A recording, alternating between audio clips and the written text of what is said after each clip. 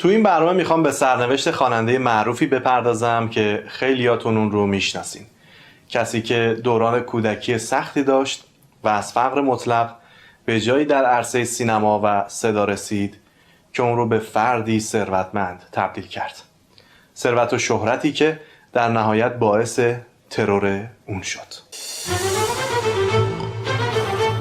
Çok özledim ben. اون فرد کسی نیست جز ابرام تاتلی یا همون ابراهیم تاتلیسس، به معنای ابراهیم شیرین صدا.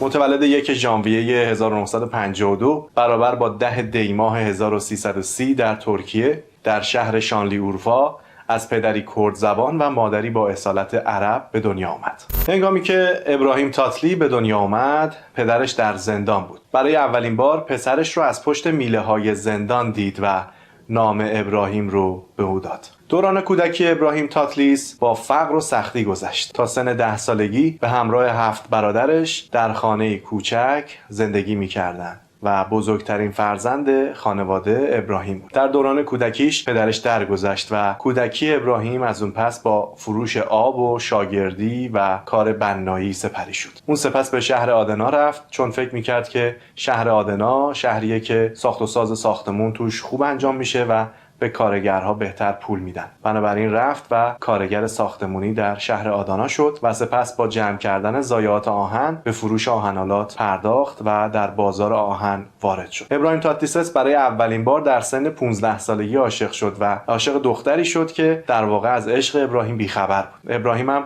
جرأت صحبت با اون رو نداشت و سواد نوشتن هم حتی نداشت. برای همین از دوستش که سواد داشت خواست که احساسات اون رو روی کاغذ بنویسه و به دختر اون نامه رو برسونه.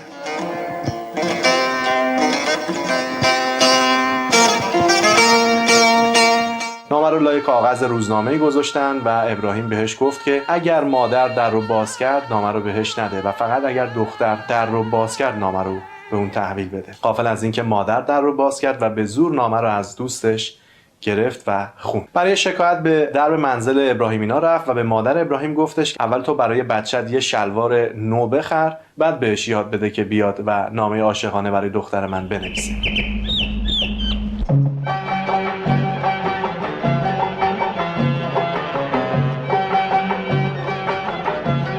تا 15 سالگی همیشه شلوار دست دو این و اون رو میپوشید و حتی به گفته خودش تا 16 سالگی اولین کتونی نو خودش رو نخریده بود. در همه مراحل زندگی بدون عقب نشینی و بدون ترس به راه خودش ادامه داد و به اونچه که میخواست بالاخره رسید. ابراهیم از همون دوران کودکی و نوجوانی همانند همه ساکنان اروپا با ترانه‌های محلی بزرگ شد.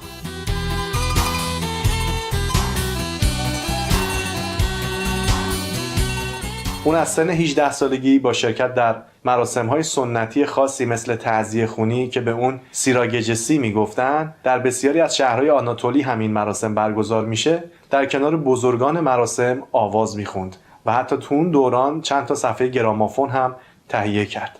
در اون زمان فامیلی تاتلی رو به تاتلیسس تغییر دادن. او با دیدن صفحات گرامافون و نام تغییر یافتش تصمیم میگیره که خواننده معروفی بشه.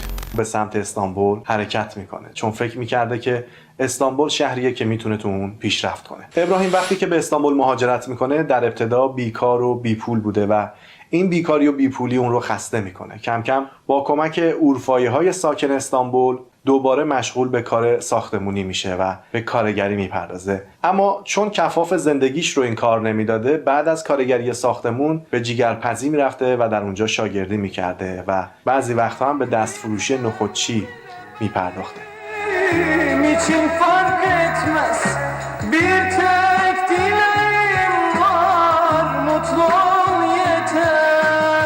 اون میدونست برای اینکه بخواد به جایی برسه باید سخت تلاش کنه و در همه جا ترانه میخوند و سعی میکرد صداش رو به گوش شرکت‌های ترانه‌سازی برسونه. 10 سال بدون وقفه تلاش کرد و 10 سال پیاپی برای اینکه خرج خودش رو در بیاره از هیچ کاری ابایی نکرد. تصمیم گرفت از کازینوها و میخونه شروع کنه تا صداش شناخته بشه، تا اینکه یک روز همای سعادت رسید و شانس در خونش رو زد. صدایی پرسید او کیست؟ یشیل جان، یعنی هالیوود ترکیه در اون دوران. این صدا رو پسندید و در بسیاری از برنامه‌ها و فیلم‌ها از اون استفاده کرد. اون راهی متفاوت رو در پیش گرفته بود و در 26 سالگی با قبول پیشنهاد بازیگری در فیلم جیلان جلوی دوربین رفت.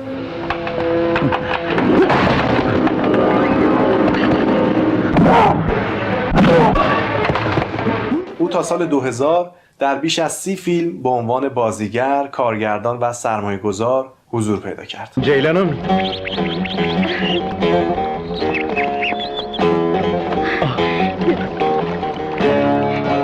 Hoş geldin İbrahim. Hoş bulduk Ceylan'ım. شهرت ابراهیم تاتلیس بعد از ورود به عرصه سینما 100 چندان شد. اون دیگه محبوب مردم ترکیه بود و با انتشار هر فیلم و کاستش رکورد تازه‌ای رو در عرصه موسیقی و سینما میشکست. تاتلیسس در کل زندگیش 5 رابطه ناموفق داشت. همسر اولش عدالت دوراک بود که در اورفا زندگی میکنه.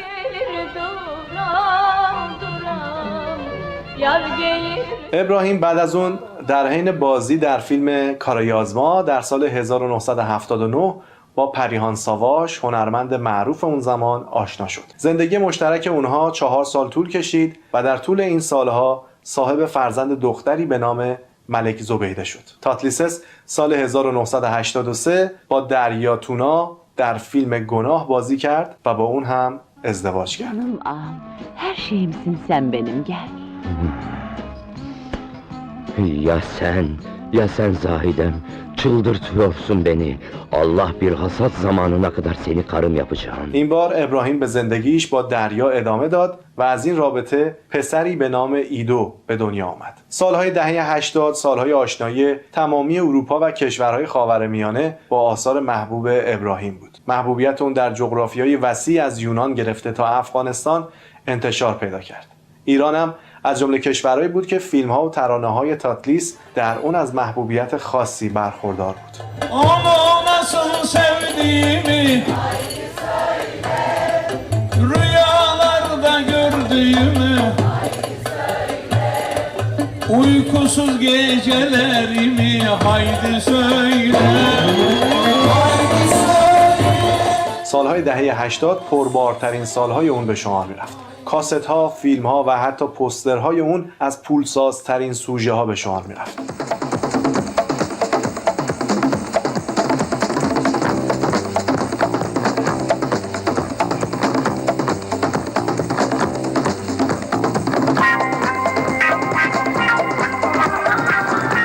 ابراهیم تاتلیسس در سالهای دهه 90 به سرمایه‌گذاری و تجارت مشغول شد. او بعدها به عنوان سناریست، کارگردان و تهیه کننده در عرصه سینما فعالیت کرد.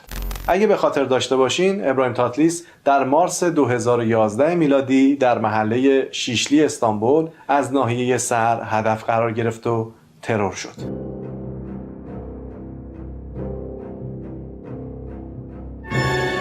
تاتلیسس هنگامی که پس از ضبط برنامه تلویزیونی مشهور خود به نام ایبو شو از کانال تلویزیونی بیاس تیوی خارج میشد، مورد هدف حمله تروریستی قرار گرفت. بنا به اعلام پزشکان، گلوله از پشت سر وارد جمجمه ابراهیم تاتلیس شده و از قسمت جلوی سر خارج شده بود. پس از یک عمل جراحی 12 ساعته، پزشکا گفتن که اگر جراحی اون هم با موفقیت انجام بشه، ممکنه سالهای آینده زندگیش رو فلج باشه. او در 1 سال تمام در بهترین بیمارستان‌ها تحت مداوا قرار گرفت و تمامی تلاش‌ها برای مداوای ابراهیم نتیجه بخش شد. اگرچه هنوز نمیتونست دست راست خودش رو حرکت بده، ولی سلامتی نسبی خودش رو به دست آورد. اما نباید فراموش کرد که اون از ناحیه سر مورد اصابت قرار گرفته بود و هر آن امکان این وجود داشت که از دنیا بره. به اعتقاد خود ابراهیم، به دست آوردن سلامتیش یکی از معجزه‌های خدا بود.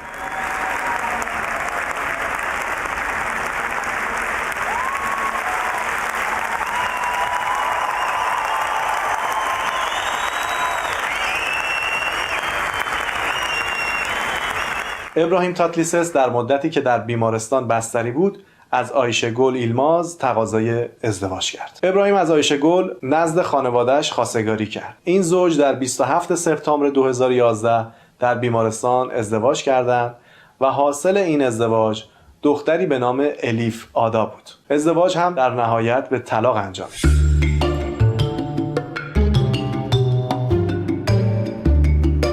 در حال حاضر هم با دختر 26 ساله‌ای به نام گلچین وارد رابطه شده و با هم زندگی می‌کنند. دختری که 44 سال با ابراهیم اختلاف سنی داره و فرزندان ابراهیم معتقدند که اون به خاطر پول پدرش با اون توی رابطه رفته. اما ابراهیم هم در واکنش به این اختلافات گفته که ازدواج ما رسمی نیست بلکه یک رابطه دوستانه است و گذر زمان همه چیز رو نشون خواهد داد. ابراهیم تاتلیسس در مجموع این سالها 43 آلبوم موسیقی روانه بازار کرده و در 39 فیلم و سریال ایفای نقش کرد. در حال حاضر اون دارای هتل، رستوران، شرکت توریستی، مغازه‌های فروش لباس، شرکت فیلمسازی و چندین در واقع رستوران در سراسر ترکیه هست. در یکی از مصاحبه‌های اخیرش اعلام کرد که میخواد در ترکیه یک بیمارستان مخصوص بیماران ناتوان جسمی تأسیس کنه. داستان تغییر زندگی ابراهیم تاتلی فرزند احمد جگرکی به ابراهیم تاتلیسس خواننده معروف ترکیه امیدی شد برای کسانی که امید و آرزوی زندگی راحت و مرفه رو داشتن. سالهای سال نام ابراهیم زبانزد خاص و عام شد. ابراهیم در همه مراحل زندگیش بدون عقب نشینی و بدون ترس به راهش ادامه داد و به اونچه که میخواست رسید و این درس بزرگی میتونه برای ما جوانها باشه. از اینکه منو همراهی کردین سپاسگزارم. تا یه برنامه دیگه، بدرود، خدا نگهدار.